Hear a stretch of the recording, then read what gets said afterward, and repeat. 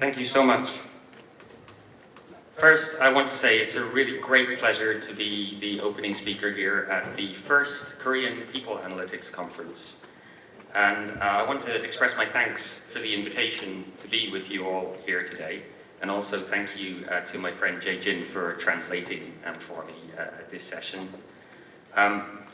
My aim in the talk today is to start the conference by setting a context for how important people analytics is going to be in helping us navigate through some truly historic disruptions and changes in the world of work. And I'll use some examples from my own work to illustrate some of the ways in which people analytics can help us gain a better and a deeper understanding of the workplace and support the general modernization of the HR function. And as the conference proceeds, and as people present examples of their work later today, and they discuss issues in detail, I really hope that my opening talk here will help set some perspective on how everything fits together into a future vision of HR with analytics at its core.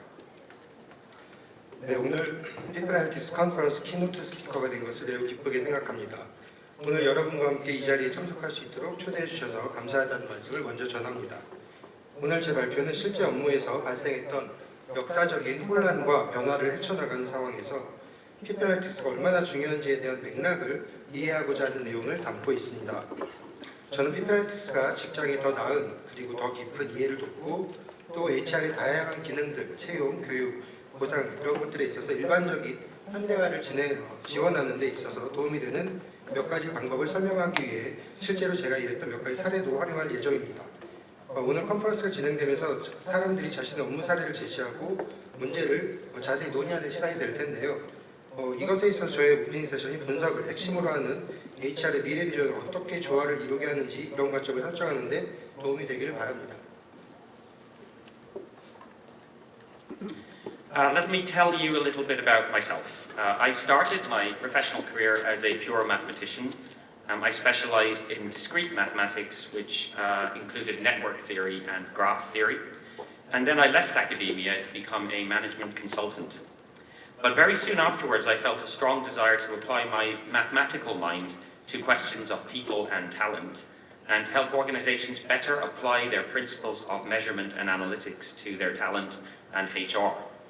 And some of my first work was in the fields of psychometrics, where I designed structured assessments and tests for recruiting, and I designed evaluation frameworks for employees with the principles of fair and accurate measurement.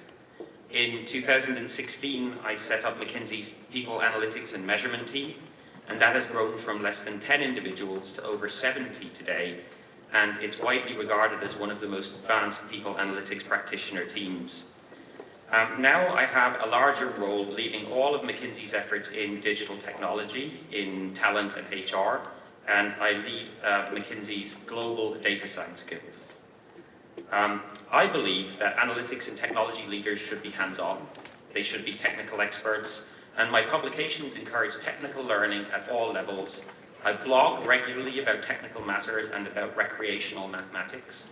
And you can keep in touch with me by following me on LinkedIn. I've put the QR code on the page for you to help you with that. 저에 대해서 조금 설명드리겠습니다. 저 말고 기대입니다. 저는 네트워크 이론과 그래프 이론을 포함한 이산 수학을 전문으로 하는 순수 수학자 경력으로 시작했습니다. 그리고 경영 컨설턴트가 되기 위해서 학계를 떠났습니다. 이후 사람과 재능에 대한 질문을 더 탐구하기 위해서 그동안 학습한 수학적 사고를 적용하고 조직이 측정과 분석 원칙 그리고 재능과 HR 방식에 더 잘 적용할 수 있도록 돕고 싶은 강한 열망을 느꼈습니다. 제가 했던 첫 번째 과업의 일부를 소개하면 심리 측정학, 사이코메트릭스 분야에서 채용 목적을 위한 구조화된 직무 관련 평가 그리고 테스트를 설계하고 또 공정하고 정확한 측정 원칙을 기반으로 하기 위해서 직원 평가 프레임워크를 설계했습니다. 2016년에 맥킨지에서 처음으로 피플 애널리틱스 및 매저먼트 팀을 구성했고 처음에는 10명 미만으로 시작했다가 현재 70명 이상으로 성장했으며 피플 애널리틱스 분야에서 가장 선도적이고 발전되어 있는 팀 중에 하나의 사례로 알려져 있습니다. 현재 저는 맥킨지에서 인재와 HR에 디지털 기술을 적용하는 모든 노력과 시도에 대한 리더 역할을 맡고 있고 맥킨지의 글로벌 데이터 과학 필드 데이터 사이언스 길드를 이끌고 있습니다. 저는 애널리틱스 그리고 테크놀로지 리더가 테크 전문가와 직접 협력해야 한다고 생각합니다. 제가 출판한 출판물들은 모든 문제와 레크레이션 수학, 오락이나 게임을 기반으로 재밌게 하는 수학을 말합니다. 이런 레크레이션 수학관에서 정기적으로 블로그 글을 올리고 있습니다. 저와 교류하고자 하시면 링크드인에서 저를 팔로우해 주시면 됩니다. Today I want to focus on three topics. First, I want to put some history and context to the current situations that we see. I will argue that the disruption that we are in today in the world of work is far greater than any other disruption in recorded history, including the Industrial Revolution of the 1700s. Second, I will argue that the HR functions will need to massively modernize to adapt to the scale of this change. And finally, I will discuss how people analytics is especially positioned to drive the modernization of HR through providing insight and automation that will lead to more rapid and more data-driven decision-making. And I will share some examples of my own work to illustrate this point. 저는 오늘 세 가지 주제를 다루려고 합니다. 첫째, 저는 현재 상황에 대한 역사적인 맥락을 부여하고자 하는데요. 저는 오늘날 우리가 직업 세계에서 겪고 있는 혼란이 1700년대 산업혁명을 포함해서 역사상 기록된 그 어떤 혼란보다 방해 요인이 훨씬 크다는 것을 말씀드릴 것입니다. 참고로 잠깐 말씀드리면 오늘 통역에서 disruption은 한국어 단어 한 단어로 표현하기에 좀 애매한 부분이 있어서 영어 표현 그대로 disruption이라고 쓰겠습니다. 한국어 그 뉘앙스 맥락으로 중단, 혼란, 붕괴, 파괴, 이런 방해, 이런 느낌을 가지고 있는 단어입니다. 그리고 두 번째 주제는 HR 기능은 이러한 변화의 규모에 적응하기 위해서 대대적으로 현대화되어야 한다는 주제를 언급할 것이고, 마지막으로 People Analytics를 더욱 신속하고 데이터 중심적인 의사결정을 내릴 수 있는 이런 통찰력과 자동화를 제공하면서 또 HR 기능의 현대화를 주도하는 데 People Analytics가 어떻게 이를 기여할 수 있는지 논의하도록 하겠습니다. 이를 설명하기 위해서 제가 실제로 실행했던 몇 가지 과업도 함께 예로 공유하도록 하겠습니다.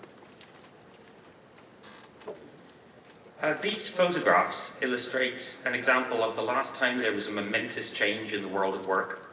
The cotton spinning industry in the UK was an example of one of the industries that was completely transformed by the advent of machinery. Prior to the year 1770, cotton spinning was performed manually by a massive number of spinners working alone or in small batches. It provided a basic living for hundreds of thousands of people across many rural and urban areas. Over the period of 1770 to 1830, large cotton mills were built and giant spinning machines meant that the number of people needed in the industry was massively reduced.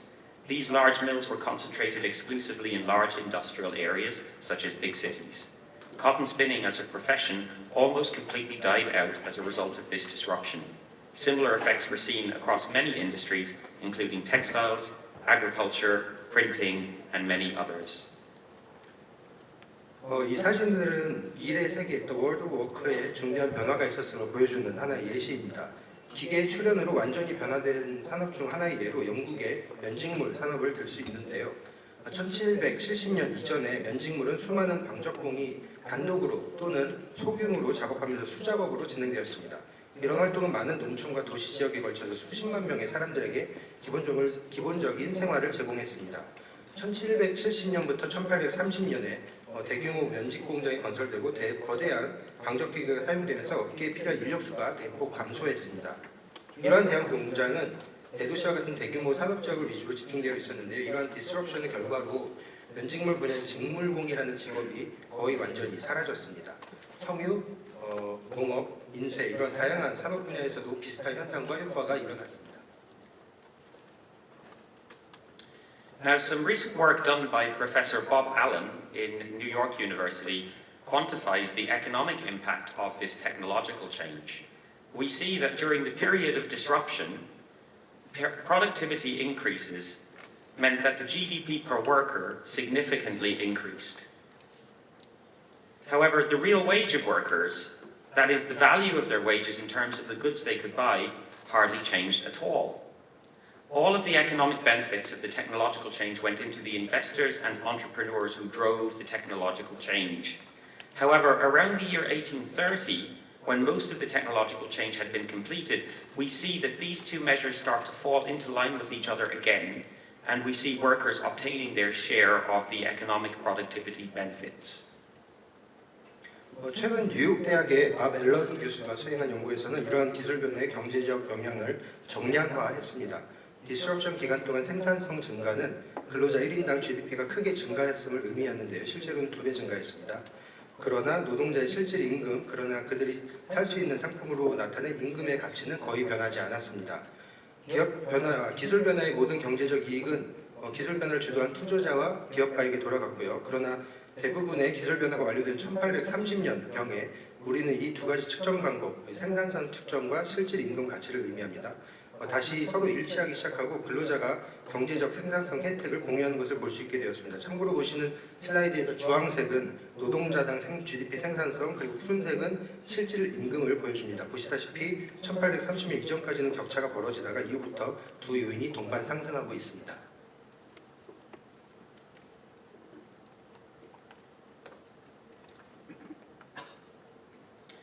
Now, Professor Allen also did a similar analysis for the United States over the last century. This analysis shows a similar disruption occurring from around 1970. In this case, the scale seems greater than that of 1770 to 1830, with the economic productivity tripling by 2015, but the real wage hardly changing at all. It is no coincidence, of course, that the 1970s saw the first introductions of computer systems and computing technology into the workplace, and that the speed of development in digital technology has been incredibly rapid since then. 앨런 교수는 또 지난 한 세기 동안의 미국을 배경으로 비슷한 분석을 했습니다. 이 분석은 1970년경부터 비슷한 디스럽션이 일어나고 있음을 보여줍니다. 이 경우에 1770년부터 1830년보다 규모가 더 커져서 2015년까지 경제 생산성이 3배로 증가하지만 실질 임금, 여기서 그래프에서 파란색 그래프 라인을 의미합니다. 이것은 거의 변하지 않았습니다. 1970년대에 컴퓨터 시스템과 컴퓨터 기술이 직장에 처음 도입되고 그 이후부터 디지털 기술의 발전 속도가 믿을 수 없이 정도로 빨라지고 있다는 것은 우연의 일치가 아닙니다. 이것은 방금 말씀드린 생산성과 실질 임금의 갭이 점차 벌어지고 있다는 사실과 마찬가지의 관점입니다.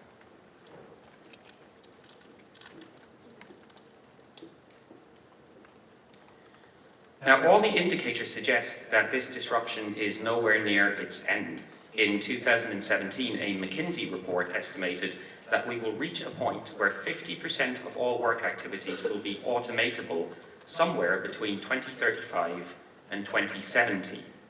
A more recent report has included the impact of more rapid than expected development of large language models and generative AI, and estimates an acceleration of 10 years on average from the previous estimates. You can access this report on McKinsey's website or by using the QR code on this page.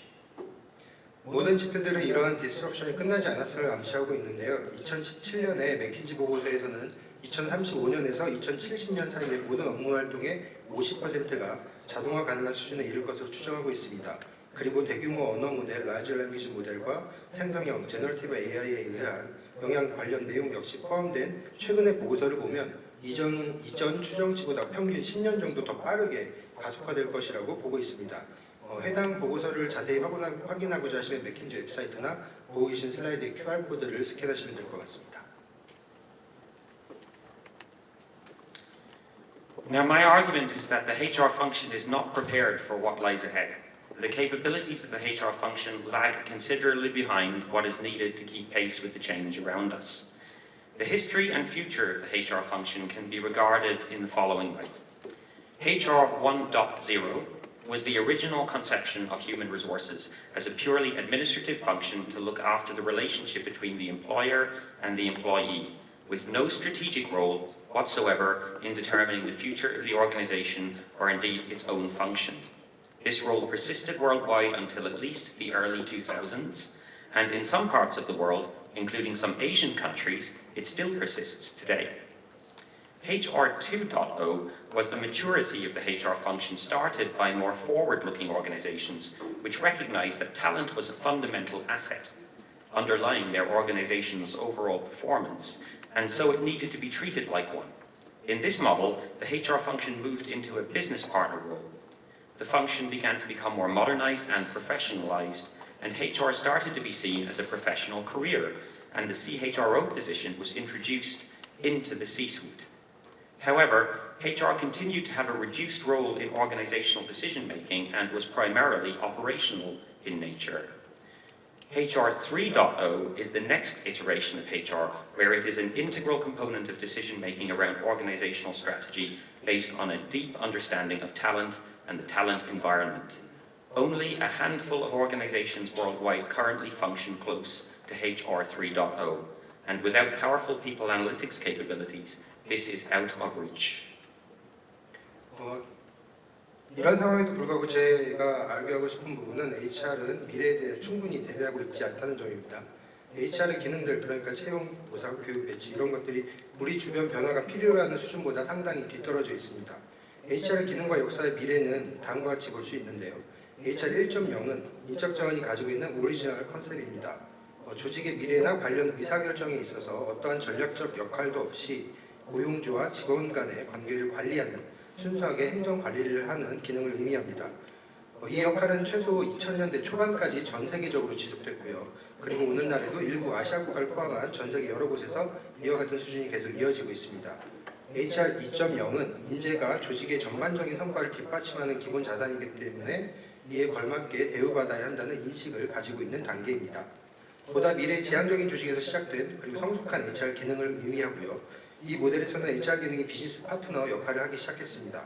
기능은 더욱 현대화되고 전문화되고 HR은 전문적인 커리어로 인식되기 시작했고 CHRO 같은 직책이 C 레벨에서 나타나기 시작했습니다. 그러나 조직의 최종 의사결정 레벨에서 HR의 역할은 계속 줄어들었고 또 주로 운영을 하는 수준의 역할에 머물러 있었습니다. HR 3.0은 HR의 차세대 버전으로 HR의 조직 전략에 관한 의사결정의 필수 구성 요소 단계인데요. 인재 그리고 직원들의 업무 환경에 대한 깊은 이해를 바탕으로 합니다. 현재 전 세계적으로 소수의 조직만이 HR 3.0에 가깝게 기능하고 있고요. 강력한 People Analytics 기능이 없다면 이 단계는 불가능합니다. Therefore, building people analytics capabilities becomes critical in order for HR to take the next step in its maturity. Currently, organizations are at various stages of maturity in building their people analytics capabilities, but most are at step 2 or 3 of this staircase. Step 2 is where organizations clean up and structure their HR data and invest in strong transactional systems for reliable data entry. Usually, this is achieved through investment in an enterprise system such as Workday or SuccessFactors. Step 3 is where organizations work to make the data accessible to decision makers in a useful way. Many organizations have to overcome data entrapment at this stage. This is a problem where data is locked within vendor enterprise systems and is not easily accessible to the organization except through laborious manual file downloads. Organizations need to build automated data flows to extract data out of the enterprise systems in order to perform flexible analytics on their data and build specialized self-service reporting tools with key operational metrics that decision makers need. This requires strong data engineering capabilities, which is one of the foundations of any good analytics team. Step 4 means that the organization has advanced past regular reporting of operational metrics and is addressing strategic talent questions through the use of advanced statistics and data science methodologies. This requires skilled statisticians or data scientists to work on methodology and possibly also analytics translators to work with the business stakeholders to craft the business question accurately and to translate the results of the technical work in a way that is well understood and acted upon. In people analytics, it helps to have psychometricians and other psychology-trained professionals in the team. Step 5 is rare, and only a few organizations are operating at Step 5 and only for specific use cases. In Step 5, organizations have trained models to predict when certain interventions may be needed. This requires automation of data flows and predictive or machine learning model building skills. It also requires strong judgment around risk and ethics to ensure that this technology is being used in a safe way that does not invade privacy and unfairly discriminate certain individuals or groups. Model bias is a significant concern here. In my experience, this step can only be taken for low-stakes decisions where the consequences of a wrong prediction can be comfortably managed and does not cause harm. This technology cannot be used for high-stakes decisions such as hiring, evaluation, promotion, or attrition. 따라서 HR이 다음 단계를 성숙하기 위해서는 people analytics 기능을 구축하는 것이 매우 중요한데요. 현재 다양한 조직 기업들이 people analytics 구축에 있어서 다양한 단계에 있지만 대부분은 이 계단의 두 번째 혹은 세 번째 단계에 있습니다. 두 번째 단계는 조직의 HR 데이터를 정리하고 구조하고 안정적인 데이터 협력을 위해서 강력한 트랜잭션 시스템에 투자하는 단계입니다. 일반적으로 이는 워크데이나 SAP, 석세스팩터스와 같은 엔터프라이즈 시스템에 대한 투자를 통해서 달성됩니다.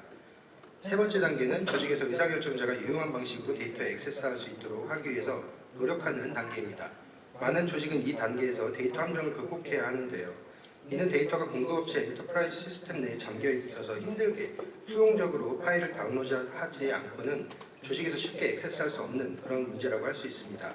조직은 데이터에 대한 유연한 분석을 수행하고 의사결정권자가 필요로 하는 주요 운영 지표를 갖춘 전문화된 셀프 서비스 리포팅 툴을 구축하기 위해서 이러한 엔터프라이즈 시스템에서 데이터를 추출하는 자동화된 데이터 흐름을 구축해야 합니다. 이를 위해서는 좋은 애널리틱스 팀의 기반 중에 하나라고 할 수 있는 강력한 데이터 엔지니어링 기능이 필요합니다. 네 번째 단계는 조직이 운영 지표에 대한 과거의 정기적인 리포팅을 발전시키고 고급 통계나 데이터 사이언스 방법론을 사용해서 전략적으로 직업 문제를 해결하고 있는 단계입니다. 이를 위해서는 숙련된 통계학자나 데이터 과학자가 방법론을 연구해야 하며 분석 번역가, 여기서 애널리틱스 트랜슬레이터라고 말씀하셨는데요. 전문적인 데이터 분석가와 그리고 비즈니스 도메인 사이에서 브릿지 역할을 하는 사람을 의미합니다. 이 분석 번역가도 비즈니스 이해관계자가 협력해서 비즈니스 질문을 정확하게 작성하고 잘 이해하고 조치를 취하는 방식으로 테크니컬 작업에 대한 결과물을 비즈니스 용어로 이해하기 쉽게 번역해야 합니다. 이 과정에서 피플랜스 팀에 심리학자나 심리학 교육을 받은 전문가가 있으면 도움이 됩니다. 다섯 번째 단계는 거의 드문데 아주 소수의 조직이나 기업만이 특정 사례에 대해서만 이 단계에서 운영을 하고 있다고 볼 수 있습니다. 이 단계에서 조직은 특정 개입이 필요할 수 있는 시기를 예측하기 위해서 모델을 훈련합니다. 이를 위해서는 데이터 흐름의 자동화나 예측, 머신러닝 모델을 구축하는 기술이 필요하고요. 또한 리스크와 윤리에 대한 강력한 판단이 필요하기 때문에 이 기술이 개인정보를 침해하지 않고 특정 개인이나 그룹을 부당하게 차별하지 않으면서 안전한 방식으로 사용되도록 해야 합니다. 여기서 모델 편향, 바이어스는 매우 중요한 컨셉트인데요.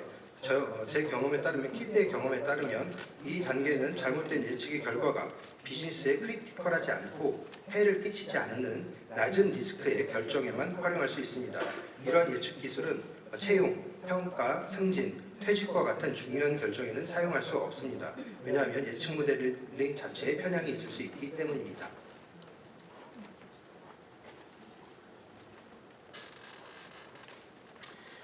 To illustrate step 3 of the staircase, I'd like to talk about McKinsey's Pulse survey, which is entirely run by my team. The Pulse survey was built during the COVID pandemic, and it consists of a single question sent to 40,000 employees worldwide via email every week. Sometimes the question is a simple sentiment question, such as "How are you feeling?" and other times a special targeted question is asked. A single click on the email is all that is needed to respond, but the employees also have the opportunity to write text comments on the question if they wish. Now, the Pulse survey was developed because we agreed that the environment was changing too rapidly for a large annual survey to be relied upon to accurately reflect employee sentiment. Therefore, quick weekly pulses were considered to be important. The survey is open for 24 hours every week and is run in the Qualtrics platform. My data engineering team built an automated process to extract the data from Qualtrics via an API immediately after the survey closes. This is then followed by further automated processes to clean and structure the data and to deposit it in pre-designed reporting tables. This automated process means that we are able to report the results weekly within 24 hours of the survey's close. Rapid automated management of data flows with minimal human intervention is a hallmark of teams that are operating fully at step 3 of the maturity staircase. 성숙도 계단의 세 번째 단계를 설명하기 위해서 맥킨지 피플 애널리틱스 팀에서 운영하는 맥킨지의 펄스 서베이에 대해서 말씀드리겠습니다. 펄스 서베이는 코비드 팬데믹 기간 동안에 구축되었으며 매주 이메일을 통해서 전 세계 약 4만 명의 직원에게 전송되는 단일 질문으로 구성됩니다. 때로는 기분이 어떠신가요? 라는 같은 단순한 감정 질문으로 구성일 수도 있고 특별한 대상에 대해서만 질문할 수도 있습니다. 이메일을 한 번만 클릭하면 응답할 수 있는 경우도 있지만 직원이 원하는 경우 질문에 대한 텍스트 의견을 작성할 수도 있습니다. 펄스 서베이는 환경이 너무 급격하게 변하고 있는 데다가 매년 대규모로 하는 설문조사에 의존해서 직원 정사를 정확하게 반영할 수 없다는 점에 동의했기 때문에 개발되었고요. 따라서 매주 주간 단위로 빠른 펄스가 중요하다고 여겨졌습니다. 이런 펄스 서베이는 매주 24시간 동안 진행이 되고 펄트리스 플랫폼을 활용하고 있습니다. 맥킨지 데이터 엔지니어링 팀은 설문조사가 종료된 직후에 API를 통해서 펄트리스에서 데이터를 추출하는 자동화된 프로세스를 구축했습니다. 그런 다음 데이터를 정리하고 구조화하고 사전 설계된 리포팅 테이블에 저장하는 추가 자동화 프로세스가 이어집니다. 이 자동화 프로세스는 설문조사 종료 후에 24시간 이내에 매주 결과를 보고할 수 있음을 의미하는데요. 사람의 개입을 최소화하면서 동시에 신속하고 자동화된 데이터 흐름 관리를 보여줍니다. 이것이 성숙도 계단의 3단계에서 완벽하게 운영되고 있는 팀의 특징입니다. And here is an example of the simple pulse reporting that is delivered to the decision makers across the organization via a self-service application built by my team. This application refreshes automatically every week with the new pulse results, with virtually no human intervention needed. Decision makers are able to track the sentiment of their teams and their organizational units over time, compare them to other organizational units or teams, and the application helps them understand whether a difference should be considered statistically meaningful or not by doing simple statistical hypothesis tests in the background. In August this year, I viewed the pulse results of my own people analytics team, and they saw a drop of 15 percentage points in positive sentiment. As a result, I gathered my manager group to understand what might be causing this. We determined that an unusually high number of analytic requests from the business that month was making the team tired, fatigued, and overworked. We did a reprioritization of the requests and cut the overall workload of the team significantly, and a few weeks later, the team's pulse results returned back to normal. 다음은 맥킨지 피플 시스템에서 구축한 셀프 서비스 애플리케이션을 통해서 조직 전체의 의사결정자에게 전달되는 간단한 펄스 리포트의 예시입니다. 이 애플리케이션은 사람의 개입이 거의 필요 없이 새로운 펄스 결과로 매주 자동으로 새로 고쳐집니다. 의사결정자는 시간이 지남에 따라 팀 그리고 조직 단위의 정서를 추적하고 이를 다른 조직 단위 혹은 다른 팀과 비교할 수 있으며 애플리케이션은 이 배경에서 간단한 통계적 가설 테스트를 수행하면서 통계적으로 의미 있는 것인지를 판단하는 여부에 도움을 줍니다. 올해 8월에 제가 소속된 피플라인 시스템의 펄스 결과를 검토한 결과 긍정적인 감정이 15%포인트 감소한 것을 확인했습니다. 그래서 이 문제의 원인이 무엇인지 파악하기 위해서 관리자, 리더 그룹을 소집했고요. 우리는 그 달에 사업부로부터 비정상적으로 많은 분석 요청이 접수되어서 팀이 지치고 과로하게 된 상황이라고 판단했습니다. 그래서 우리는 그 결과 우리 팀에 오는 요청의 우선순위를 재설정하고 팀의 전체 작업량을 크게 줄였고 이를 통해 몇 주 후에 팀의 펄스 결과가 정상적인 수준으로 돌아갔음을 확인했습니다. Now, how we handle the text comments that come in from our surveys is an example of step 4 of the staircase. Weekly, we receive thousands of comments of varying length, and over the course of a year, we receive hundreds of thousands. To understand and synthesize these comments in a semi-automated way, we use a methodology called topic modeling. Words in the comments are transformed into vector embeddings, and algorithms are used to determine mathematically if different comments appear to be related to each other. As a result, the model is able to divide the comments into different topics and themes. It then provides the human with some representative words and quotes from each topic, allowing the human to give the topic a label. Vector embeddings can also be used to assign a positive or negative sentiment to a comment.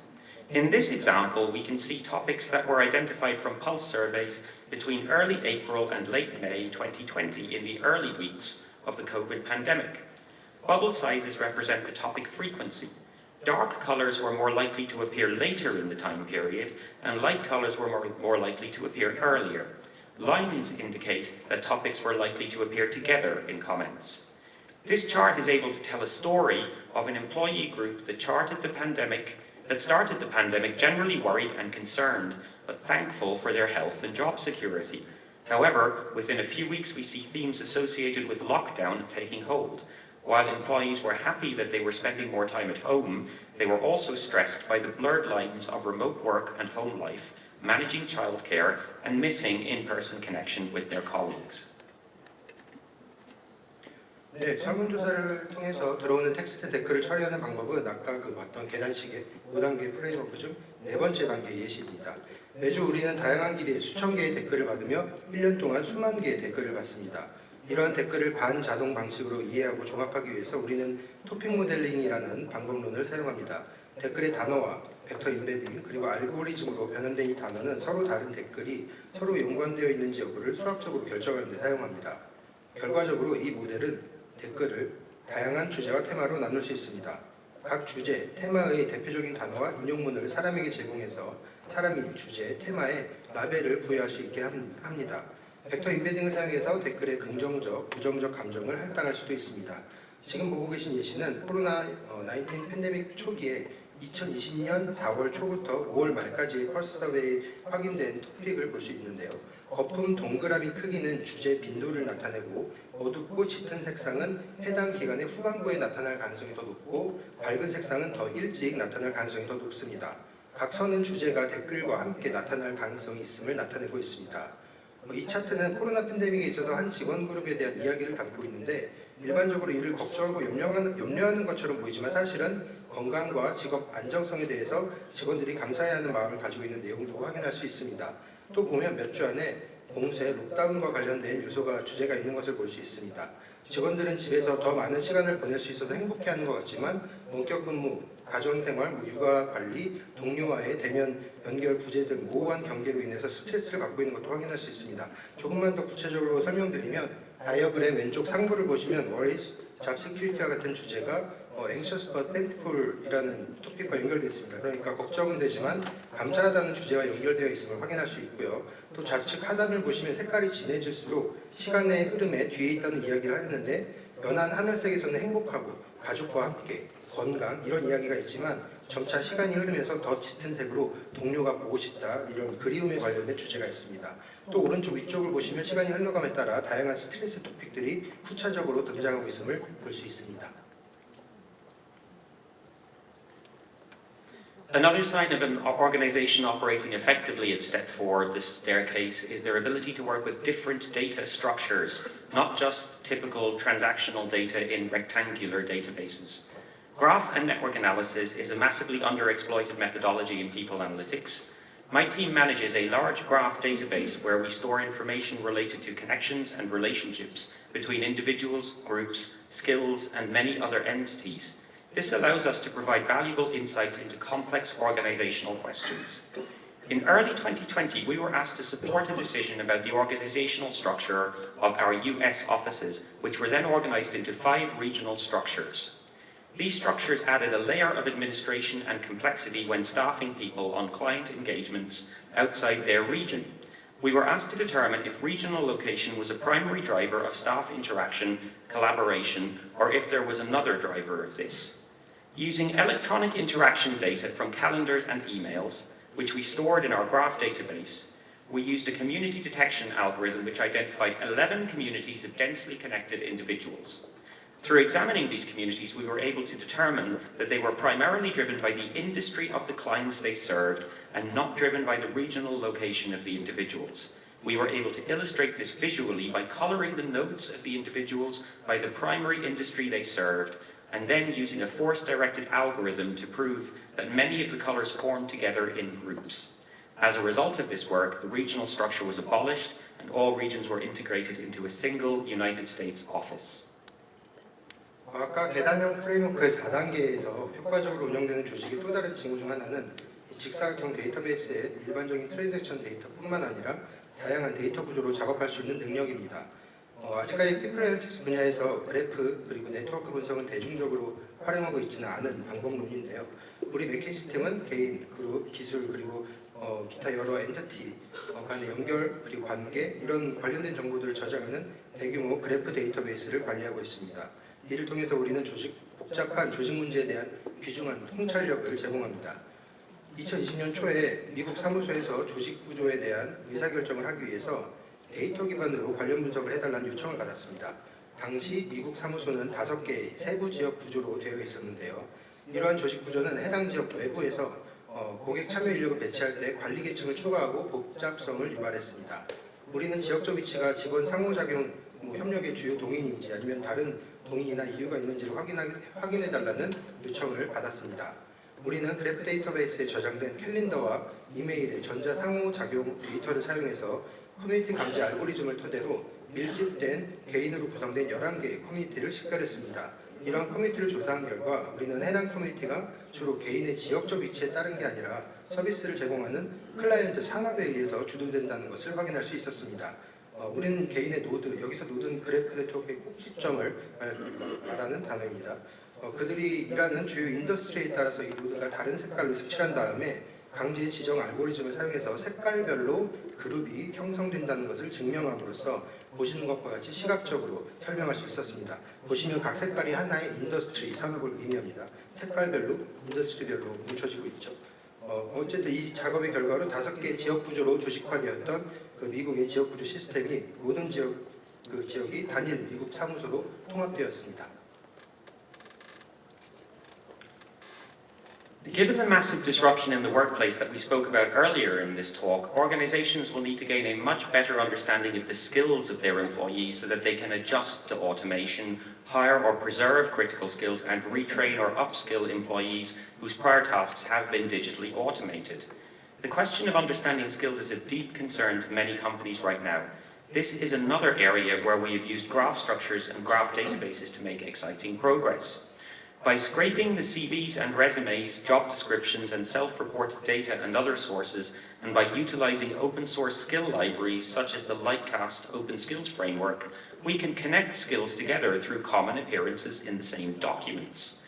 For example, in this small example graph on the left, we can conclude that Kedro and Databricks are related technical skills due to the amount of common CVs and job descriptions that they are connected to. This is a measure in mathematics called Jacquard similarity. At scale, this has allowed us to create a skill similarity search for our recruiters and other staff to use. On the right of this page, you can see the results of a skill similarity search in our system for the term search engine marketing. There are many exciting applications of this approach in recruiting, employee development, learning and training. 강연 초반에 언급한 직장 내 엄청난 디스럽션 현상을 감안할 때 조직은 직원의 스킬을 훨씬 더 잘 이해해서 자동화에 적응하고 중요한 스킬을 내부적으로 보존하고 이전에 근무했던 직원들을 재교육, 리스킬, 업스킬을 할 수 있어야 합니다. 많은 작업이 디지털 방식으로 자동화되고 있는 상황에서 스킬을 이해하는 문제는 현재 많은 기업들이 가지고 있는 깊은 관심사입니다. 이런 관점은 우리가 맥킨지 피플 헬스 팀에서 흥미로운 발전을 이루기 위해 그래프 구조와 그래프 데이터베이스를 사용해서 활용해온 또 다른 영역이라 할 수 있는데요. CV, 이력서, 직무 설명서, JD, 자체 보고 데이터, 기타 리소스를 스크랩하고 라이트 캐스트, 오픈 스킬스와 같은 프레임워크 같은 오픈 소스 스킬 라이브러리를 활용해서 동일한 문서의 공통된 모양을 통해서 스킬을 서로 연결할 수 있습니다. 예를 들어서 보시면 이 예시 그래프는 연결된 공통 CV와 직무 설명서의 양으로 캐드로와 데이터브릭스가 서로 관련되어 있는 기술적 스킬이라고 결론 내릴 수 있습니다. 그리고 여기서 이 측정은 자카드 계수라는 하는 척도입니다. 이를 대규모 단위로 진행해서 저희 팀은 채용 담당자나 다른 직원들이 사용할 수 있는 스킬 유사성이라는 검색 시스템을 만들 수 있었는데요. 오른쪽에서는 검색 엔진 최적화라는 용어에 대한 맥킨지 시스템의 스킬 유사성 검색 결과를 보실 수 있습니다. 가장 높은 수치죠. 0.99738이. 이 채용 직원 개발, 학습, 교육 분야에서도 이러한 스킬 유사성을 활용한 접근 방식을 다양하게 활용할 수 있습니다. Finally, I'd like to talk about step 5 of the maturity staircase. Step 5 is rare and it needs to be explored with care and caution. Predictions can be wrong, and when they are, it is important that they do not negatively impact individuals or groups. Ethical and regulatory frameworks are emerging that discourage the use of predictive algorithms in high-stakes HR decisions such as hiring, evaluation, promotion, and attrition. My team makes use of predictive algorithms in safe, low-stakes settings where employees can only benefit from their use and where there is no negative impact from a wrong prediction. As an example of this, we use an automated algorithm to predict teams that may be having a negative work experience. And every 2 weeks, the leaders and managers of these teams receive a notification encouraging them to check in on their teams. The algorithm uses multiple data sources, including pulse survey results, sentiment of text comments, digital exhaust data and other indicators combined at the team level to identify teams that have a high probability of a negative experience. At a certain probability level, an email is triggered to alert the team's manager or leader. The email provides advice on how to check in with the team and verify that there is any need to take action to improve the situation. 마지막으로 피펠리틱스의 성숙 단계 5단계에 대해 말씀드리겠습니다. 5단계는 매우 드물기 때문에 주의 깊게 탐색해야 합니다. 예측은 틀릴 수도 있기 때문에 개인이나 그룹에 부정적인 영향을 미치지 않게 하는 게 중요합니다. 최근 들어서 채용, 평가, 승진, 퇴직과 같은 고위험, 하이리스크의 HR 결정에서 예측 알고리즘의 사용을 방해하는 그리고 윤리적으로 규제하는 이런 프레임워크가 등장하고 있습니다. 우리 팀은 직원들이 이런 예측 모델링을 활용했을 때 긍정적인 이익을 기대할 수 있는 경우에만, 그러니까 잘못된 예측으로 인해서 부정적인 영향이 없는 그러한 안전하고 위험도가 낮은 환경에서의 예측 알고리즘을 사용합니다. 예를 들어 우리는 자동화된 알고리즘을 사용해서 부정적인 업무 경험을 갖고 있을 수 있는 팀을 예측하고 이 팀의 리더나 관리자에게 2주마다 해당 팀을 확인하도록 권장하는 알람, 경고를 주는 시스템을 활용하고 있습니다. 이 알고리즘은 펄스 서베이의 설문 결과 그리고 텍스트 댓글의 정서, 디지털 이그조스트라고 표현하시는데 디지털 배기가스, 그러니까 디지털 활동에서 발생하는 어떤 부가적인 산출물을 의미합니다. 예를 들어서 웹페이지를 몇 번 클릭했는지, 이메일을 누가 누구에게 보냈는지, 몇 회 보냈는지 이런 디지털 활동에서 남는 데이터 흔적을 말합니다. 그리고 팀 수준에서 결합된 여러 가지 다른 지표들을 포함한 여러 데이터 소스를 활용해서 부정적인 경험이 높을 확률이 높은 팀을 식별합니다. 특정 확률 수준에서 팀 관리자나 리더에게 경고하는 이메일이 자동적으로 발송되고요. 또한 이메일에는 상황을 개선하기 위한 조치도 함께 어떻게 취해야 되는지 그런 방법적인 조언도 함께 담고 있습니다. I want to thank you for your attention today. I hope that you found this an interesting and useful introduction to what I'm sure will be an exciting and rewarding conference day.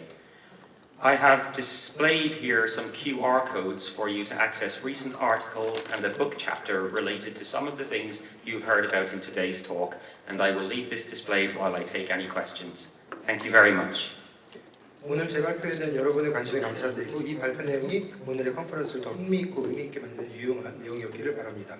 오늘 강의에서 언급한 아티클 내용 관련된 도서 챕터는 액세스할 수 있도록 QR코드를 여기 표시해놨습니다. Q&A 시간 동안 이 슬라이드를 그대로 두겠습니다. 필요하신 분들은 스캔하시면 됩니다. 박수 주시죠.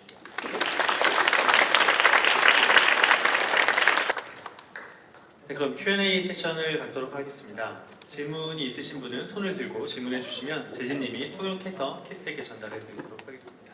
질문 있으신 분은 손 들어주십시오. 마이크 전달 드리겠습니다. 잠시만 기다려 주십시오.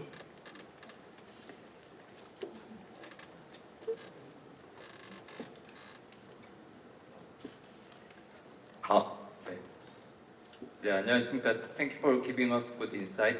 And 펄스 리포트라는 게 10에서 11페이지에 설명해 주신 거에서 신뢰도가 좀 궁금합니다.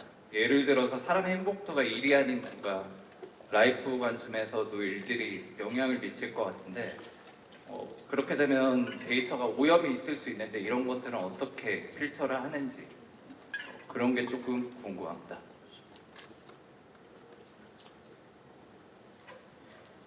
So I think the question relates to the Pulse survey, which I presented on one of the pages, and how do we manage to get the results trusted by the organization. I think a large part of that is that the questions are designed by professional psychometricians who are trained in how to develop these questions and ask them in the right way. Plus the way in which the data is collected and measured from week to week helps the leaders understand that the results look reliable.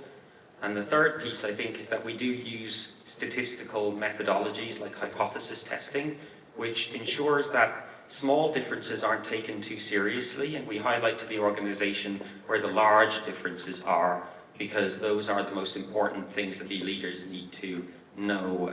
We don't want them to get distracted by very small differences in the numbers that they see from one week to the next or between different groups.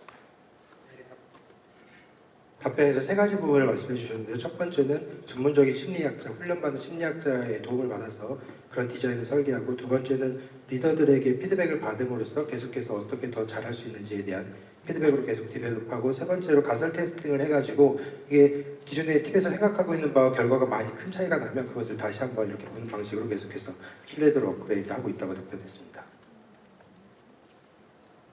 네, 또 질문 있으신 분 손 들고, 네, 이쪽 앞쪽에 마이크 전달. 잠깐 손 한 번 더 들어주시겠어요? 네. 네, 안녕하세요. 강연 잘 들었고요. 제가 궁금한 게 보통 피플 애널리틱스는 이제 대규모의 그런 데이터, 빅데이터를 대상으로 분석이 많이 되는데 이제 그러면 중소기업 같은 곳에서는 데이터의 양이 좀 적을 수밖에 없잖아요. 그러면 그렇게 데이터 양이 적다 보면은 기저율이 낮은 뭐 퇴사율 예측이라던가 분석이라던가 이런 분석을 진행할 때 조금 어려움이 있을 것 같은데 이러한 한계는 좀 어떻게 극복을 하면 좋을지 궁금합니다. This is a very, very good question. The question relates to what is possible with data sets of different sizes. Predictive analytics, where you are making real predictions that affect people, can only be done with very, very large data. If you don't have very large data, and many organizations don't have very large data, then predictive analytics is not really possible. The analytics needs to be focused on explanatory analytics, so analytics that helps explain what's happening in the organization, not predict. So the difference is explanatory analytics is asking why something is happening. Predictive analytics is asking if something will happen. So if you have small data, you can do a lot of the explaining of why something is happening. Even with only a few hundred data points, it is possible to do that, but it's not possible to try to actually predict what's going to happen. I think that's a very, very good question. 네, 적은 양의 데이터로 예측을 하는 부분에 대해서 질문 주셨고 그거 아주 좋은 질문 감사합니다.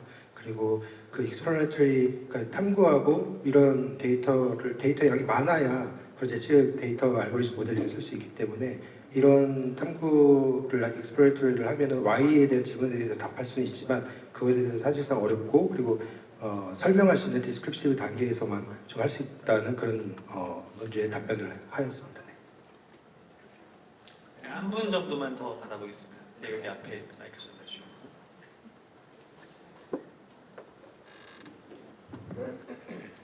결과적으로 펄스 서베이는 액티브 데이터의 기반인 거고 패시브 데이터가 충분하다는 전제가 있어야 된다고 좀 생각이 되는데 실제 맥킨지의 저런 모델들이 어느 정도 수준으로 패시브 데이터가 수집된 상황에서 저런 결과가 나오는 건지 그리고 이제 앞에 있는 질문과 좀 비슷하게 할 텐데 패시브 데이터가 충분하지 않은 경우에는 액티브 데이터만으로 펄스 서베이만으로 충분히 유의미한 그 분석이 가능한지도 좀 궁금합니다.